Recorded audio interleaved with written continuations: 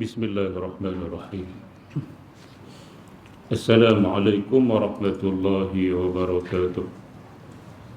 Alhamdulillahi rabbil alamin, wassalatu wassalamu ala ashrafil anbiya'i wal mursalin wa ala alihi wa ashabihi ajma'in. Subhanaka la ilma lana illa ma 'allamtana innaka antal alimul hakim. Qala rabbi shrah li sadri wa yassir li amri wa hlul 'uqdatam min lisani yafqahu qawli. Amma ba'd. Fa inna asdaqal hadisi kitabullah wa khairal hadi hadi Muhammadin sallallahu alaihi wasallam wa syarrul umuri muhdatsatuha wa kullu muhdatsatin bid'ah wa kullu bid'atin dhalalah wa kullu dhalalatin finnar. Alhamdulillah, kita bersyukur kepada Allah Subhanahu wa taala. Sekali lagi dengan izin Allah Subhanahu wa taala kita dapat teruskan sesi kuliah Maghrib. Malam ini kita menggunakan kitab Masalah Imam dan Makmum. Mudah-mudahan pertemuan dan perpisahan kita pada malam ini diberkati dan diridhai oleh Allah Subhanahu wa taala. Jadi kita sambung muka surat 108 di bawah masalah 172, cara susunan saf salat. Jadi pertama kita dah baca, kita sambung yang berapa? 4. Baik, 1, 2, 3 dah baca, sambung yang keempat muka surat 108. Qala al-musannifu rahimahullahu ta'ala wa nafa'ana wa iyyakum bi'ulumihi fid dharaini amin ya rabbal alamin. Kata pengarang rahimahullahu ta'ala yang keempat, jika hadir mengikut imam itu seorang lelaki dan seorang perempuan atau seorang kanak-kanak lelaki dengan seorang perempuan, maka hendaklah lelaki atau kanak-kanak lelaki itu berdiri di sebelah kanan imam dan hendaklah perempuan berdiri di belakang lelaki atau di belakang kanak-kanak lelaki. Baik, jadi kita dah baca yang pertama, jika seorang sahaja makmum lelaki duduk di sebelah kanan imam. Nah, kalau pergi sebelah kiri, imam boleh tarik dia ke kanan. Kalau dia tak nak pergi, imam boleh pergi ke kiri, jadi dia duduk belah kanan. Nah, tuan-tuan muslimin dan muslimat yang dirahmati, sebab berdiri di sebelah kiri imam hukum dia makruh. Bila hukum dia makruh, dia tak dapat pahala jamaah. Baik, tuan-tuan muslimin dan muslimat yang dirahmati, termasuk imam tak dapat sebab imam dia seorang. Dan makmum makruh pula sekali dengan dia. Sebab tu dia hendak tolak pergi ke kanan, pergi ke kanan. Nah. Baik, kalau dua orang, kalau datang seorang lagi pergi ke sebelah kiri, yang ni perlu diingat sungguh-sungguh. Jangan buat macam hak kita nak buat lah. Kita nak buat lah, kita pergi kalau ada imam dengan makmum seorang dua itu, kita pergi duduk belakang terus. Lepas tu kita takbir, lepas tu kita tweet, kita sentuh bau makmum sebelah kanan untuk dia turun ke bawah. Itu salah. Yang betul ialah pergi duduk di sebelah kiri. Kita ulang balik bagi ingat mula. Pergi duduk sebelah kiri. Kemudian kalau imam ada ruang untuk dia ke depan, maka imam bergerak ke depan 1-2 langkah. Makmum tadi cuma rapatkan saf sahaja. Makmum tidak perlu bergerak, imam ke hadapan. Kalau imam tidak ada ruang di hadapan, depan dia dinding, kalau dia bergerak dia tak boleh sujud, maka makmum berdua ini selepas hak kiri itu takbir Allahu Akbar, maka kedua-duanya bergerak ke belakang. Baik, tuan-tuan muslimin dan muslimat yang dirahmati, kalau dua makmum sudah ada di pada awal, iaitu berada di belakang awal lah. Dan kalau lelaki seorang dan perempuan seorang, bab nombor 4. Baik, kita ada seorang isteri. Cik Nasir berapa orang isteri? Satu lah. Satu. Oh. Kita ada seorang isteri dan seorang anak lelaki. Jadi bila kita nak buat solat jamaah di rumah, dalam keadaan kita tak sempat nak pergi solat di masjid. Nah, solat di masjid tu afdal. Tuan-tuan dan muslimat yang dirahmati sekalian. Kalau kita tidak ada uzur apa-apa. Jadi dah selepas dah balik lewat. Masjid dah habis dah solat. Jadi kita solat berjamaah dengan anak isteri kita. Seorang isteri dan seorang perempuan, dan seorang anak lelaki sama ada dewasa ataupun tidak dewasa lagi, tapi dia boleh ikutlah. Sudah memayis. Tuan-tuan dan muslimat yang dirahmati, jangan disusun anak dengan mak duduk sekali belakang. Nah, ajaran ayah pun. Ya, saya noh. Yang lelaki duduk di sebelah kanan imam. Yang perempuan duduk di belakang. Dia tidak boleh himpun dalam satu saf lelaki dengan perempuan walaupun dua beranak tu. Ni anak ni ibu. Mahram tu, mahram. Nah, ataupun dua beradik, kakak dengan adik tak boleh. Dalam saf solat. Kena asingkan. Nah, kena asingkan lelaki tempat lain, perempuan tempat lain. Walaupun satu keluarga. Kita jangan duk buat mazhab sendiri. Nah, tuan-tuan dan muslimat yang dirahmati, mazhab tak apa lah. Anak sendiri takkan tak boleh. Tak apa lah. Dua beradik takkan tak boleh. Mazhab tak apa ni banyak. Nah, dia bukan ikut kitab, bukan ikut ulama, bukan ikut Nabi, ikut kepala khatak dia sendiri. Baik, tuan-tuan dan muslimat yang dirahmati, tak boleh. Kena duduk hak lelaki di sebelah kanan, yang perempuan sama ada anak perempuan ataupun isteri kita ataupun mak kita, tak kisah. Mahram lah, jangan tak mahram lah. Sepupu janganlah, tuan-tuan. Anak kita duduk sebelah kanan kita, sepupu duduk belakang, makruh. Sepupu boleh menikah dengan kita. Ni cerita mahram. Kita tak cerita benda-benda hak bukan perempuan yang bukan mahram. Ni cerita mahram. Nah, bini kita bukan mahram tapi dia bini kita, tak apalah.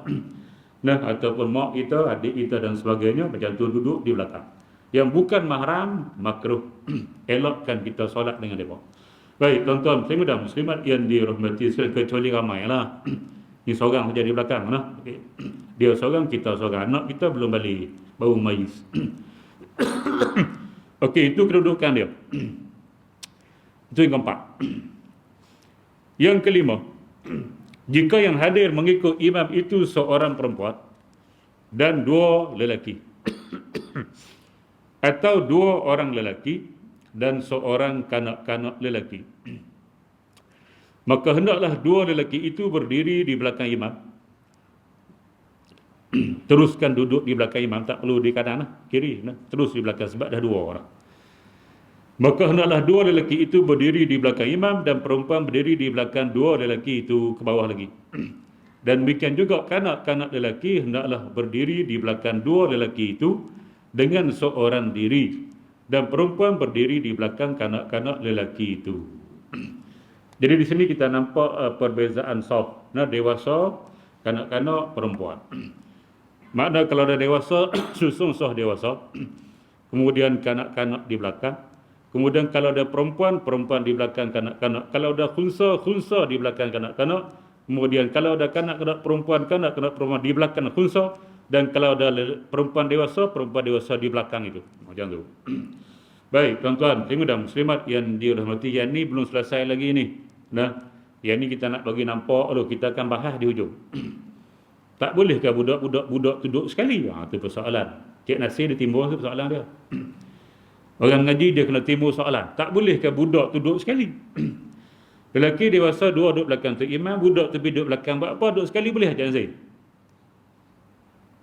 Cik Nasir tak nak tanya saya tanya Cik Nasir pada engkau. Lain kali tanya saya. Boleh tak? Siapa usah jawab? Wallahualam, aku tak sebut Baik, tuan-tuan, dan muslimat yang dirahmati, biar persoalan tu biar dulu. Nah, biar dulu apa? Sekejap lagi kita sebut. Yang keenam, jika yang hadir mengikut imam itu seorang lelaki dan seorang khunsa. Tak tahu lah, Ustaz Nasir pernah jumpa khunsa? Jangan pernah ada gelak. Dan kita tak tahu lah, kita tak kenal ada khunsa ke tak. Jadi siapa-siapa khunsa kena tulis khunsa, tulis ni, name tag. Dia kita tak kenal. Jika yang hadir mengikut imam itu seorang lelaki dan seorang khunsa. Khunsa kita ulang semula, ada dua kemaluan, lelaki dan perempuan pada dia tu. Dan seorang perempuan, maka hendaklah lelaki itu berdiri di sebelah kanan imam, sebab seorang lelaki saja. Bila seorang lelaki, dia sentiasa di sebelah kanan imam. Dan yang khunsa berdiri di belakang keduanya. Dan perempuan berdiri di belakang khunsa. Khunsa ni tengah-tengah, sebab dia dua-dua sekali, maka dia tengah-tengah. Dia nak kata lelaki pun tidak, perempuan pun tidak, maka dia duduk antara lelaki dan perempuan. Lelaki depan, dia tengah, perempuan belakang dia. Sesuai dengan status dia sebagai khunsa. Baik itu kalau ada khunsa. Kalau tak ada khunsa, perempuan di belakang macam nombor 4 tadi. Baik, nombor 7. Kita laju ya, benda ni kita tahu dah, nak baca. Jika yang hadir mengikut imam itu jamaah, yang ni ramai-ramai, satu kumpulan lelaki dan jemaah lelaki kanak-kanak, maka hendaklah jamaah lelaki itu berdiri satu saf atau beberapa saf di belakang imam, kemudian jamaah kanak-kanak berdiri di belakang mereka. Mengikut satu pendapat, hendaklah berdiri di antara dua orang lelaki, seorang kanak-kanak. Dia boleh mencelah, tak ada hal. Jangan dimarah dia. Ya, tapi syarat dia bawa kanak-kanak yang sudah mumayyiz. Kalau dah akil balik tak nama kanak-kanak, alah tu nama dia dewasa, remaja. Kita boleh sebut kanak-kanak, dia belum akil balik. Dalam keadaan dia belum akilun balighun, dia mumayyiz. Mumayyiz, yang tak mumayyiz elokkan bawa ke masjid. Kalau kita pergi mana-mana bawa anak kecil, biarlah kita pergi masuk solat dulu hak lelaki tu. Jangan hak lelaki suruh bini pergi solat dulu, bodoh bembengau. Hak lelaki ya, yang solat fardu kifayah di masjid, bukan perempuan. Bila kita berhenti di satu-satu masjid, kita on the way dalam perjalanan musafir, kita tu keluar pergi solat dengan tu imam tu. Bila kita dah habis, baru isteri kita pergi solat, kita jaga anak dalam kereta. Jangan orang masuk anak, jangan. Kecuali anak yang sudah mumayyiz 6 tahun, 7 tahun, tu mumayyiz sudah. Dia duduk sebelah kita tu tak pi mana, tu mumayyiz. Ni duduk sebelah saat lepas kita takbir, dia hilang. Tengok duduk mana, duduk depan Cik Nasir. Dia kata, dia kata hidung tingginya. Aduh, Cik Nasir. Cik Nasir nak buat kena? Nak sport lagi? Jangan tuan-tuan, saya mudah muslimat yang dirahmati banyak ni. Tapi bila bawa masuk masjid, anak dia mengganggu masjid, derga saya tak pernah dengar. Ialah jangan ada juga, tak banyak. Nah, kalau pergi masjid besi tu, Allah Akbar. Bila kita tiap-tiap malam di tepi jalan, orang duduk singgah. Berseria. Macam burung maghrib. Bising. Sebab apa? Mak pak dia pun berhenti solat saja, bukan duduk mengaji pun. Minta maaf lah. Berhenti solat saja, tak mengaji pun. Di rumah pun macam tu juga. Dia pergi solat, lepas tu dia belah. Jadi ilmu tu tak pernah masuk pada dia. Dia tak pernah mengaji pak tu. Tok Bila duk tunggu mengaji, Tok Siak duk tunggu mengaji. Bila Tok Bila rasa bunyi bising, dia ke belakang lah nanti ni. Dia tengok ada lah budak-budak ni, dia tunggu di pintu belakang. Bila budak tu keluar dengan ayah dia, dia tegur, ni abang. Lain kali kalau abang datang masjid, bukan datang masjid kami ni, masjid mana-mana pun, abang boleh anak tinggal dalam kereta. Gue isteri jaga lah, sebab dia bising. Nah, dia mengganggu orang. Apa kata dia? Masa anak tak boleh. Payah. Ni cerita betul ni, bukan masjid ni, masjid lain. Tuan-tuan, Tok Bila duk cerita. Tok Bila duk cerita, depa tegur, tak makan. Marah hari, maki lagi dah. Nak bawa anak masuk masjid pun marah, nak masuk gereja. Tu je, murah. Jadi bodoh lah. Tuan-tuan, saya mudah muslimat yang dirahmati sekalian. Nah, jangan kita bawa benda hak boleh ganggu orang di masjid. Bukan kata budak handphone tu kena tutup. Silent sekurang-kurang. Balik dengan silent sini panggil apa? Senyap. Senyap. Ni tak dan takbir bunyi handphone. Biasakan diri. Biasakan dia nak pergi masjid itu off ataupun silence.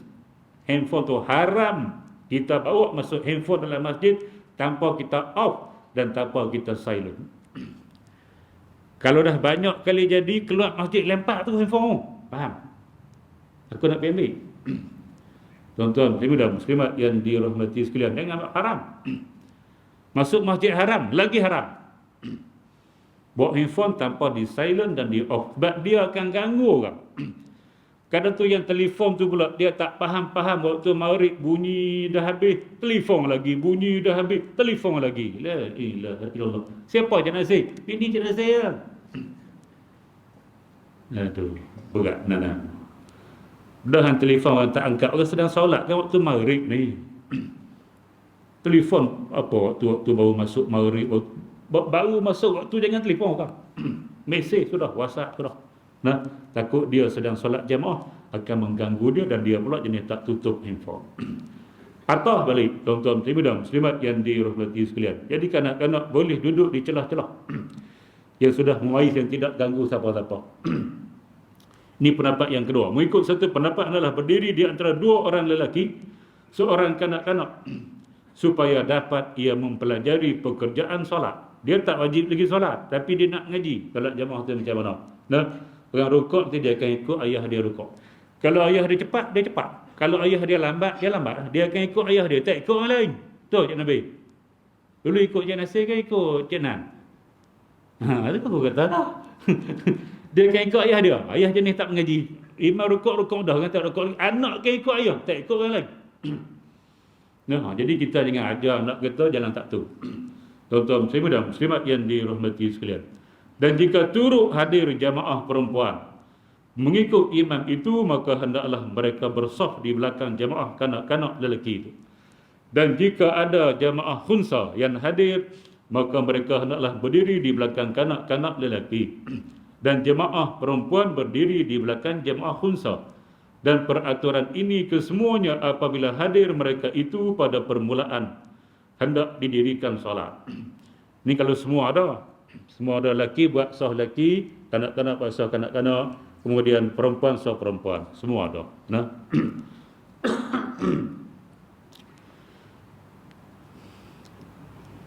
Dan jika mereka itu hadir selepas saf-saf itu sudah teratur dahulu. Jadi bila kita atur lelaki satu saf penuh. Nah, hujung sana sampai hujung penuh. Kemudian kita atur saf lelaki dewasa hak lebih-lebih lagi di saf yang kedua. Bila kita atur di saf yang kedua tu tak penuh. Bila tak penuh, budak-budak tu boleh tumpang masuk. Ni kita ni. Tak ikut tadi, tak ikut. Kita boleh tumpang masuk ya. Mana hak tadi ni boleh hak kanak-kanak lelaki duduk dengan lelaki dewasa tak ada hak. Tuan-tuan muslimat yang dirahmati, tadi susun tadi dewasa, kanak-kanak tu sebagai contoh. Kalau kita ramai penuh ada sini hak lelaki, hak dewasa, kanak-kanak di belakang. Kalau lelaki sah pertama penuh, sah kedua penuh lelaki dewasa, sah ketiga tu separuh. Hak kanak-kanak bawa sah ketiga. Masuk.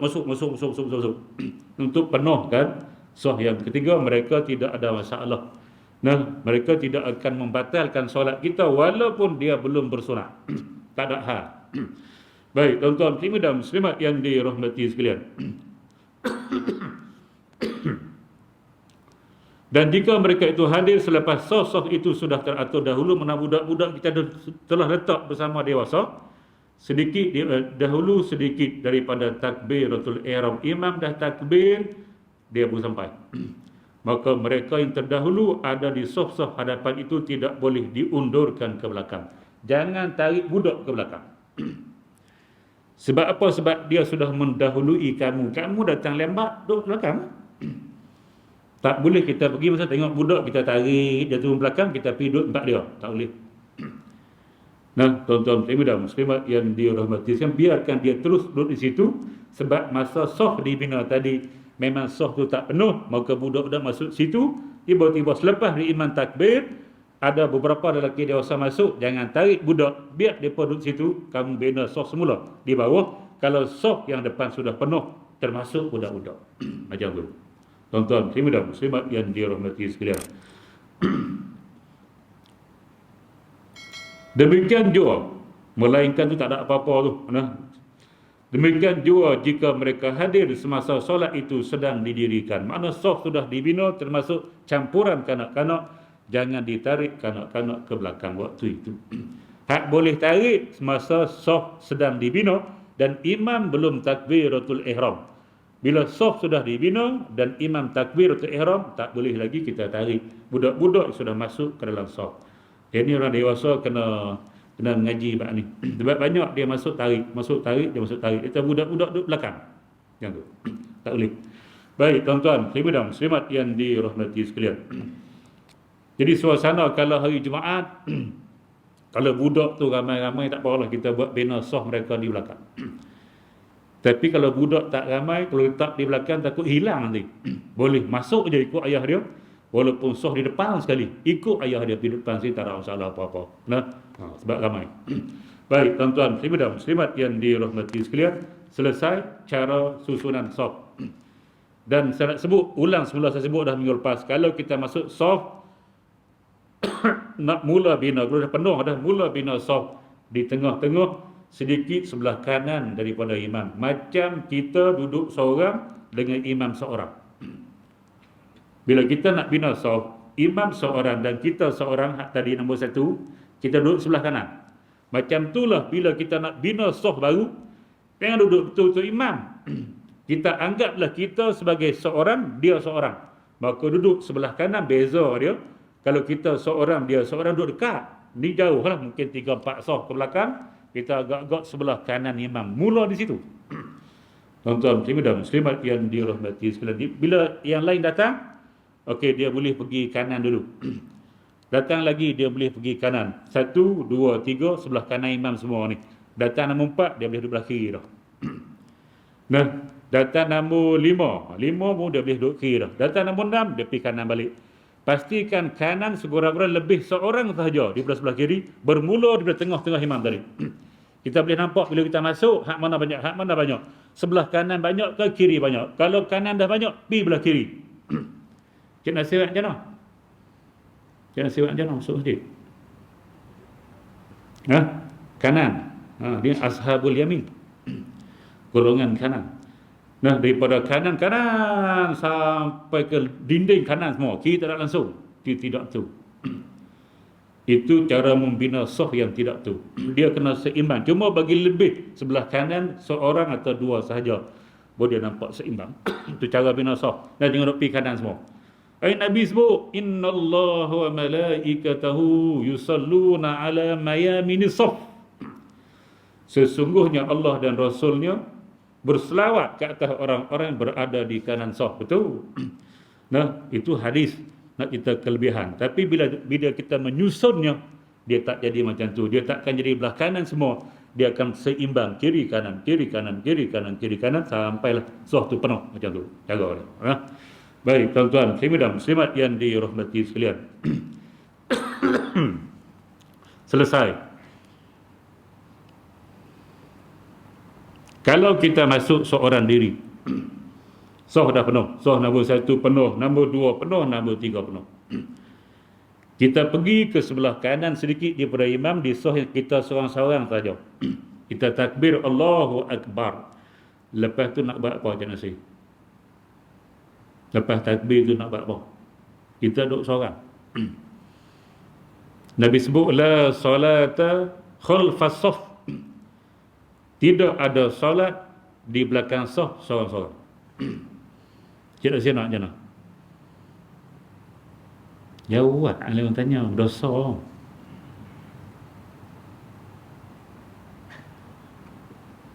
Jangan aja. Cik Nasir berat malam ni. Memang berat. Jangan aja. Tengok je. Dia boleh mengajak dah. Cik Nasir lambat lagi, tak boleh mengajak lagi. Tarik depan tu ke bawah. Tapi tengok orang lah. Kalau pakai seluar jin jangan tarik. Sebab dia jin.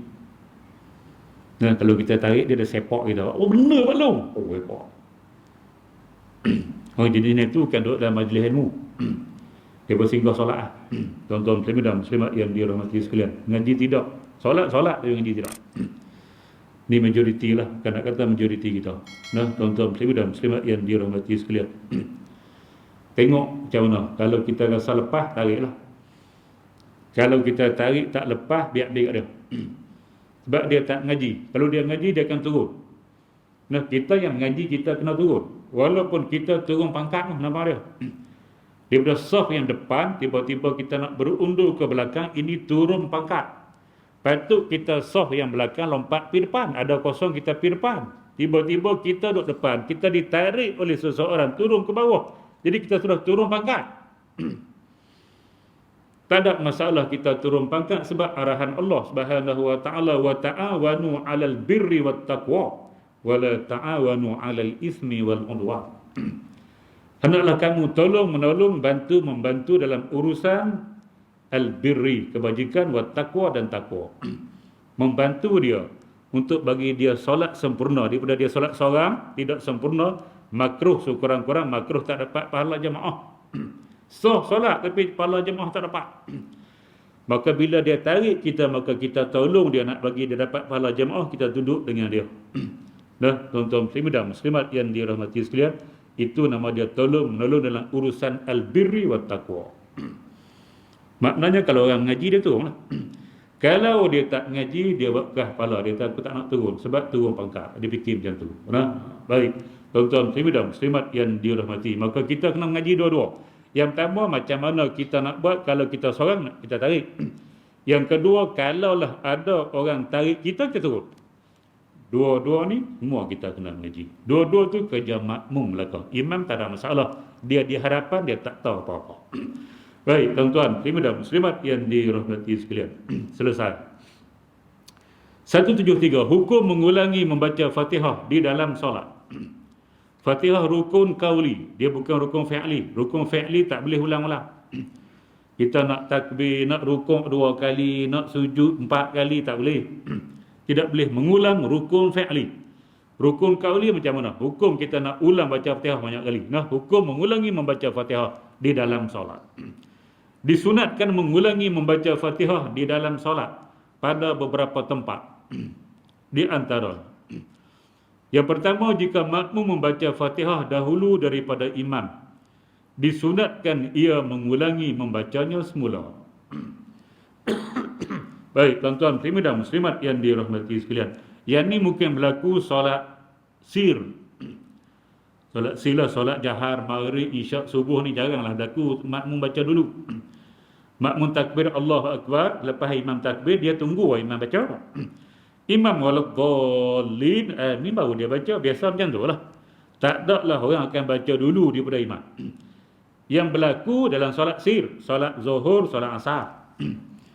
Kadang kalau mikrofon yang digunakan tu berbunyi walaupun perlahan. Dia pergi takbir, imam takbir, dia takbir Allahu Akbar, imam baca iftitah, dia tak baca iftitah, dia terus baca Fatihah. Dia waladdallin, amin. Dia dengar imam ihdinas siratal mustaqim, siratal ladzina. Imam baru ihdinas siratal mustaqim, dia waladdallin. Nanti imam waladdallin. Dengar sikit-sikit adalah hak mikrofon tu. Kalau mikrofon jenis hak mahal tak dengar, jenis murah macam Masjid Rega ni dengar lah. Marah orang nak cekik. Nah, tuan-tuan muslimin dan muslimat yang dirahmati sekalian, mikrofon mahal tu dia tak dengar kalau cakap slow. Dia kuat baru dia tarik. Nah, jadi imam baca slow, makmum jarang dengar kalau jenis tu. Baik, tuan-tuan muslimin dan muslimat yang dirahmati sekalian, jadi dia dengar imam waladdallin, dia habis tadi ulang mula, sunat ala bukan wajib.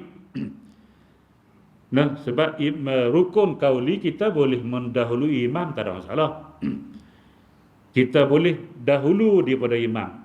Imam tak habis baca, kita dah habis, tak ada hal. Sebab dia bukan rukun fi'li. Hak masalah rukun fi'li, jangan mendahului dia. Jangan sama dengan dia, pastikan kita ikut selepas dia sebut bar, baru kita ikut, tu fi'li. Qauli boleh, kita habis dulu tak ada masalah. Tapi sunat, nama dia sunat, tempat-tempat yang sunat diulang Fatihah. Apabila kita mendahului imam, kemudian kita baru sedar dia baru habis, kita boleh baca semula macam tu. Baik, tuan-tuan muslimin dan muslimat yang dirahmati, itu yang pertama, sunat. Yang kedua, jika seseorang solat secara duduk kerana uzur daripada qiyam. Kemudian kuasa ia solat secara qiyam pula. Maka wajiblah ia qiyam dan disunatkan dia mengulangi membaca Fatihah sekali lagi di dalam qiyam ni. Yang ni pun jaranglah orang buat. Nah, tuan-tuan dan muslimat yang dirahmati sekalian, kita ada solat sunat. Solat sunat. Kita rasa tak larat nak berdiri. Maka kita pun duduk, kita pun takbir Allahu Akbar. Baca doa kita, baca surah Fatihah. Habis baca surah Fatihah jadi kuat. Cik Nasir. Jadi power. Fatihah tu kali. Jadi rasa nak bangun. Dia pun cuba dia bangun. Sebab bangun tu dia dapat pahala penuh. Solat sunat, solat diri dapat pahala. Solat duduk pun, diri pun sah, duduk pun sah. Cuma berdiri pahala penuh, duduk pahala separuh. Nah, jadi dia rasa kuat. Dia pun rasa nak cuba nak bangun. Dia cuba bangun, tiba-tiba boleh bangun. Tadi Fatihah habis dah baca. Sunat ulang mula. Sebab dia baca tadi waktu dia duduk. Nah, bila dia rasa kuat, dia pun bangun, cuba bangun. Dan dia boleh bangun dengan sambung surah. Ulang mula Fatihah. Sunat, tidak wajib. Nak sambung surah pun boleh. Tempat sunat, ulang Fatihah. Baik, tuan-tuan, dan muslimat yang dirahmati. Benda ni tak berlaku, jangan berlaku. Tapi sekurang-kurangnya kita tahu. Nah, sekurang-kurangnya kita tahu. Kalau buat teka-teki, teka-tekok. Masa mana sunat ulang Fatihah? Kita tahu, kita dapat gambaran dah. Masa mana sunat ulang Fatihah, surah Fatihah dalam solat. Tu tujuan mengaji. Bukan so kita nak gunakan semua tu ada benda kita nak guna, ada benda kita nak tahu. Nah, kan tu. Baik, tuan-tuan, dan muslimat yang dirahmati sekalian, sunat ulang Fatihah. Bagi yang baca Fatihah masa dia solat duduk, solat sunat, tiba-tiba dia rasa kuat, dia bangun, cuba bangun, dia boleh bangun. Kemudian disunat ulang semula surah Fatihah masa dia bangun sebelum dia membaca surah. Yang ketiga, jika bernazar seseorang setiap kali dibersin, ia akan membaca Fatihah. Ada juga jenis ni. Dia kata, demi Allah, nah, aku kalau aku bersin, aku wajibkan diri aku baca Fatihah. Oh, bagus tak dia ni? Dia nak pahala. Bersin aku wajibkan aku baca Fatihah. Bersin tu ada hak sunatnya tahmid. Piang, alhamdulillah. Cik Nasih dengar nak kata apa? Jam bersin, piang, alhamdulillah. Cik Nasih dengar? Nak kata apa? Jeng kira juga. Yarhamkallah. Ataupun Allahu yarhamuk. Nah, sunat kita mendoakan bagi orang yang bersin, Allahu yarhamak ataupun Allahu yarhamuk atau yarhamukallah. Kalau dia kata alhamdulillah. Kalau dia bersin dia tak kata alhamdulillah, maka kita pun tak sunat mendoakan dia. Macam tu. Nah, tuan-tuan dan muslimat yang dirahmati. Ada dah sunnah Nabi. Hak tu ingatlah sunat bersin alhamdulillah. Sekali ya. Alhamdulillah. Dah dia nak panjang ni. Dia kata kalau aku bersin wajib atas aku baca Fatihah. Piang, alhamdulillahirabbil alamin. Oh, panjang. Ar-Rahmanir Rahim. Oh, sampai waladhdallin. Piang, alhamdulillah sudah. Panggil lebih Fatihah. Tak berhenti baca Fatihah. Nah, baguslah tapi teruk dia. Nabi suruh pendek, alhamdulillah. Dia nak sambung sampai waladhdallin. Dia punya pasal. Nah, nazar kita mewajibkan benda sunat. Baca Fatihah selain daripada dalam solat, hukum dia sunat. Tapi bila kita sudah wajibkan dia dengan nazar, maka kita wajib baca. Kalau kita tak baca, dia jadi berdosa. Jangan cari pasal. Nazar hukum dia makruh dalam mazhab Syafi'i. Nah, tuan-tuan dan muslimat yang dirahmati sekalian, nazar hukum dia makruhun ala mazhab Syafi'i. Sebab apa? Sebab nazar itu hanya sesuai untuk orang yang malas dan kedekut saja. Saya ulang semula, nazar sebenarnya sesuai untuk orang yang malas dan kedekut saja. Kalau kita malas melakukan benda-benda sunat, ibadah sunat, malas baca Quran, malas solat sunat, malas kita nak puasa sunat, hak ingat sunat ni, malas kita nak buat umrah hak sunat, umrah sunat. Jadi boleh bernazar. Dah puasa kita jadi malas sebab sunat, kita tukar dia jadi wajib. Kita nazar puasa, maka jadi wajib. Dia pasal. Sebab apa? Sebab dah jadi wajib. Tu kata, untuk orang malas boleh nazar. Yang kedua, untuk orang kedekut, bakhil. Dia nak sedekah ni bergetar tangan. Sedekah RM1 je, RM10 mati terus. Nak masuk RM1 dalam tanpa masjid, gini tangan. Dia nak bagi mudah, dia kena nazar. Aku akan bersedekah pada hari ini RM10. Dia jadi wajib. Bila wajib, dia tak bohong. Wajib tak bohong. Bila sunat, dia tak boleh. Macam tu. Maka jenis ni, jenis kedekut ni, boleh nazar nak sedekah. Tuan-tuan, saya mudah muslimat yang dirahmati sekalian, nazar. Tak boleh nazar untuk melakukan maksiat. Nazar nak minum arak, tak boleh, hukum dia haram. Dia haram dia bernazar minum arak ataupun maksiat lain. Dalam masa lima haram dia menunaikan nazar dia, tak boleh. Nazar ni ibadah, tuan-tuan. Jangan bernazar yang bukan ibadah. Cukup pala bukan ibadah. Jangan berapa kali ya. Kedah menang cukup pala. Kedah menang cukup pala. Benda apa? Cukur kepala ni ngaji mana? Bukan dia ibadah. Tuan-tuan muslimin dan muslimat yang dirahmati sekalian, jadi ibadah bila masa kita dapat anak kecil. Maka sunat kita cukup kepala dia hari 7. Hari 7 tu sunat, macam sembelih kambing kalau kita akikah juga.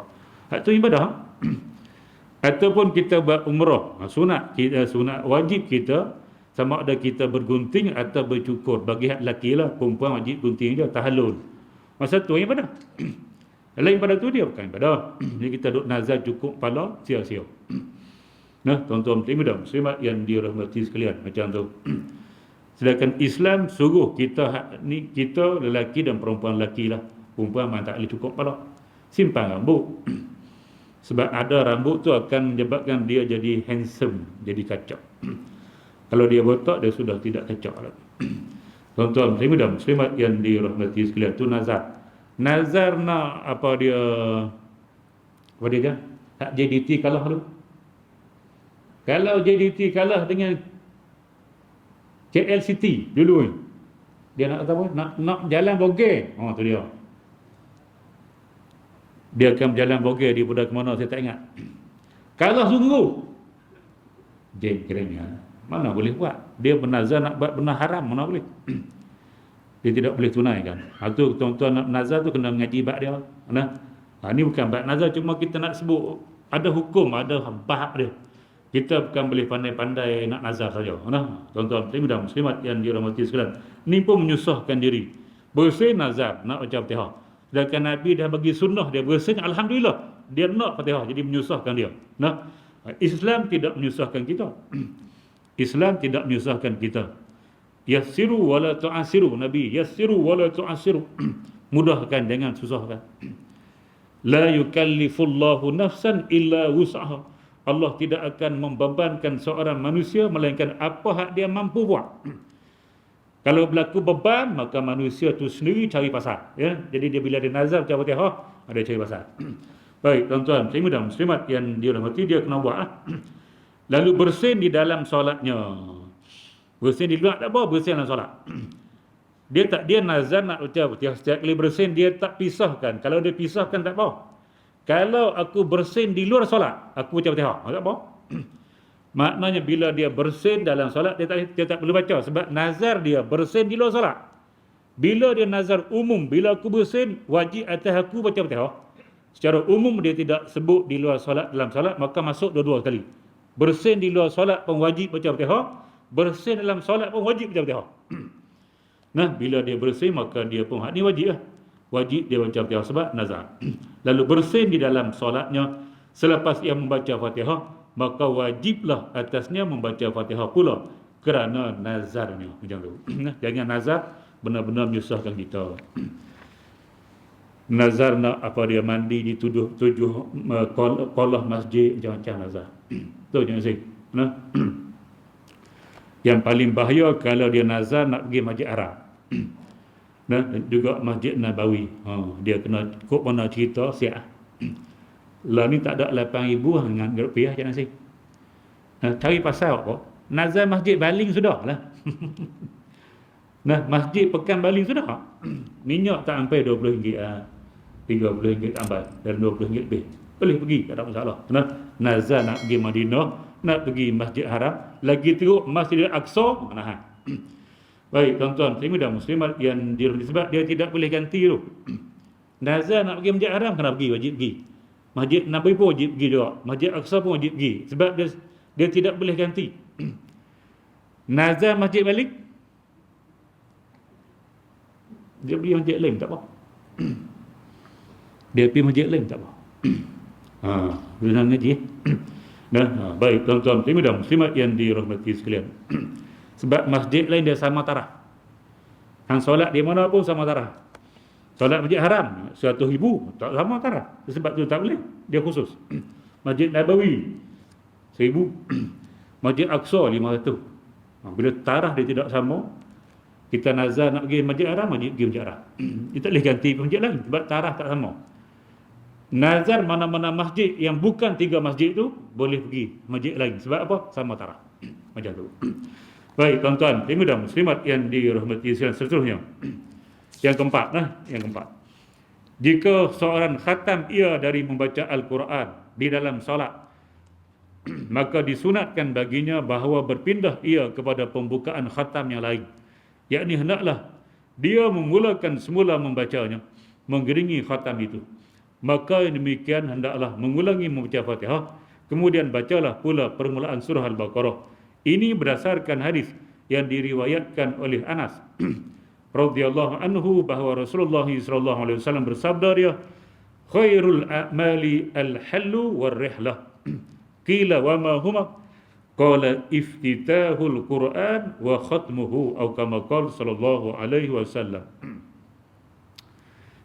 Artinya sebaik-baik amalan itu ialah berhenti dan berpindah. Sebaik-baik amalan ialah berhenti dan berpindah. Apa dia berhenti dan berpindah? Tak faham. Lalu ditanya orang, sahabat tanya. Sahabat bila tak faham dia tanya, mana? Fas'alu ahli zikri. Apakah kedua-duanya itu? Apa maksud berhenti dan berpindah? Hak kita sebaik-baik amalan. Bersabda dia Nabi Muhammad sallallahu alaihi wasallam ialah yang kata berhenti dan berpindah ialah memulakan bacaan Quran dan mengkhatamkannya. Baik, tuan-tuan muslimin dan muslimat yang dirahmati sekalian. Berhenti itu khatam Quran. Kita baca nak khatam di wadduha sampailah qul a'udzu birabbin nas malikin nas ilahin nas sampai habis minal jinnati wan nas. Jangan berhenti situ.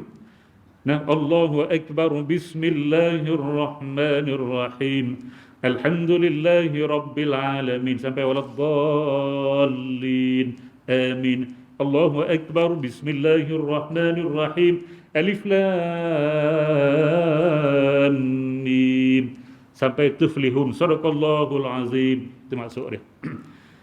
Jadi dia baca Fatihah sekali lagi. Dia mula tadi baca Fatihah dah.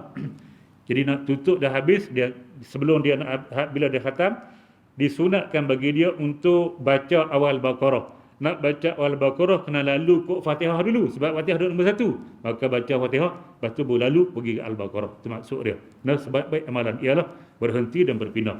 Mana sebaik amalan kita banyak kita mengkhatam Quran, banyak khatam Quran. Baik, tuan-tuan muslimin dan muslimat yang dirahmati sekalian. Ni khatam Quran Ramadan sahaja. Nah, Ramadan sahaja. Lepas tu bulan lain tak khatam-khatam. Masuk Ramadan baru nak khatam semula. Tidak bagus. Tidak afdal. Nah, yang afdal sekali khatam sekurang-kurang Ramadan, bulan lain sekurang-kurang sekali lagi lah. Daripada Syawal kita mula baca sikit sampai nak masuk Syaban, nak masuk Ramadan, habis sekali lagi 30 juzuk, elok. Sekurang-kurang macam tu. Lebih boleh khatam lagi banyak, lagi bagus. Masjid boleh buat lah, masjid pun buat lah. Tuan-tuan muslimin dan muslimat yang dirahmati sekalian. Nah, buat makna lepas solat fardu tu buat baca semuka-semuka. Hak pencin lah, hak tak pencin tu dah kerja. Nah, tuan-tuan muslimin dan muslimat yang dirahmati sekalian, lepas zuhur semuka. Lepas asar nanti semuka. Sehari tu dah 5 muka. Dia lama-lama akan habis sekali khatam lagi. Nah, macam tu buat. Kalau tak nak buat di masjid ramai-ramai, boleh buat di rumah. So, dari habis subuh baca. Habis solat subuh sebelum pergi kerja baca. Habis solat subuh sebelum pergi kerja baca. Sekurang-kurangnya 5 muka sekurang-kurang. Insya-Allah dia akan tamat sebelum Ramadan akan datang. Baik, tuan-tuan muslimin dan muslimat yang dirahmati sekalian. Itu yang keempat. Sunat mengulang baca Fatihah. Yang kelima, jika membaca dia Fatihah sebagai ganti daripada membaca surah. Dan pada pendapat kami memadailah membacanya ganti daripada membaca surah. Dia tak ingat surah. Surah dia ingat Fatihah sahaja. Baru masuk Islam contoh, ada baca waladdallin. Amin. Surah lain tak ingat. Bismillahirrahmanirrahim. Alhamdulillahirabbil alamin. Baca sekali lagi sampai waladdallin. Amin kau. Cik Nasir amat tu lah ni. Dah Cik Nasir dia kuliah kulullah. Kuliah kulullah bagus tak ada hal. Lima waktu kuliah kulullah semua sekali. Dia panggil dia lebay kuliah. Nah, lebay kuliah dengan kulullah. Baik tuan-tuan, muslimin dan muslimat yang dirahmati sekalian, habis 8.50 berhenti.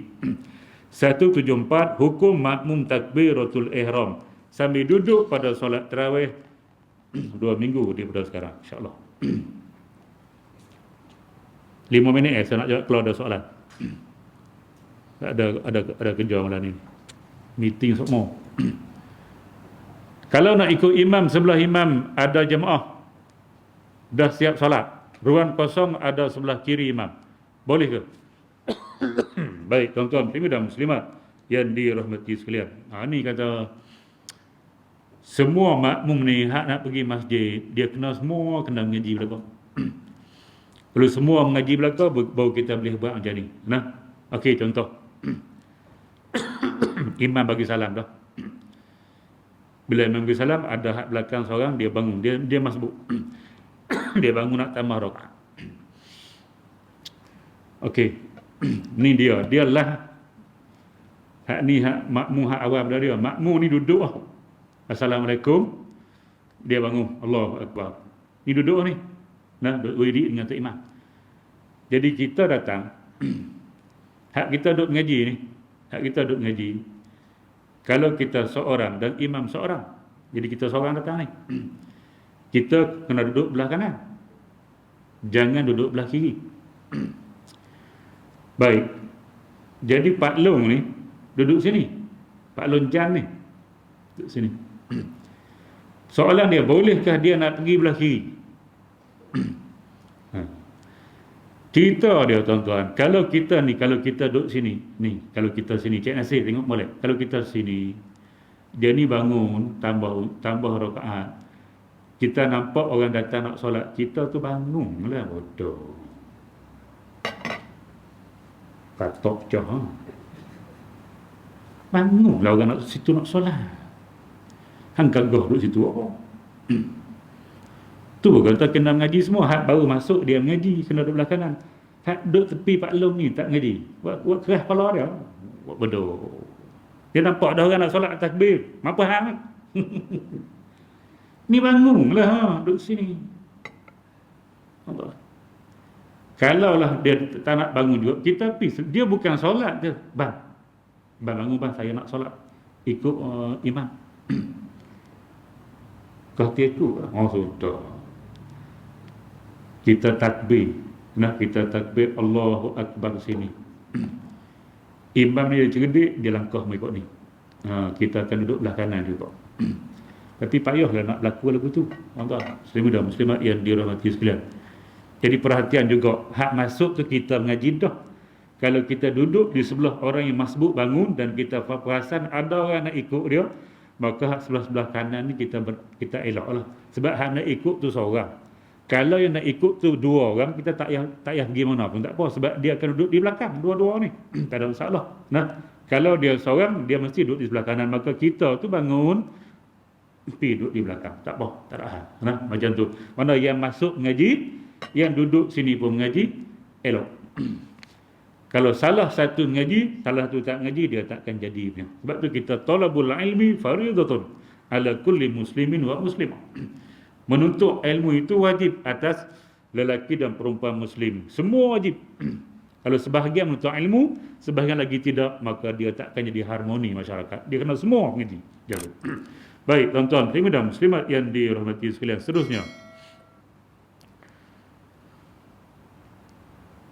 Pohon pencerahan tentang perkara 4, perkara 5, mana ni? Jika makmum lelaki dewasa dan kanak-kanak duduk dalam satu saf, kemudian makmum perempuan belakang. 5. Jika yang hadir ke imam itu seorang perempuan dan 2 lelaki, atau 2 orang lelaki dan seorang kanak-kanak lelaki, maka hendaklah 2 lelaki itu berdiri di belakang imam dan perempuan berdiri di belakang 2 imam lelaki itu, dan demikian juga kanak-kanak lelaki hendaklah berdiri di belakang 2 lelaki itu dengan seorang diri, dan perempuan berdiri di belakang kanak-kanak lelaki. Tadi saya dah hurailah. Yang ni basic saya sebut. Boleh sahaja kita nak sekalikan wuduk tu dengan saf lelaki, tak ada masalah. Okey, terakhir last. Ada pendapat kanak-kanak belum bersunat tidak boleh masuk saf dewasa kerana menanggung najis menyebabkan saf putus, betul ke? Tak siapa duk tanggung dia. Duduk sebelah bukan tanggung. Duduk sebelah bukan tanggung. Tanggung ni pergi dukung baru tanggung.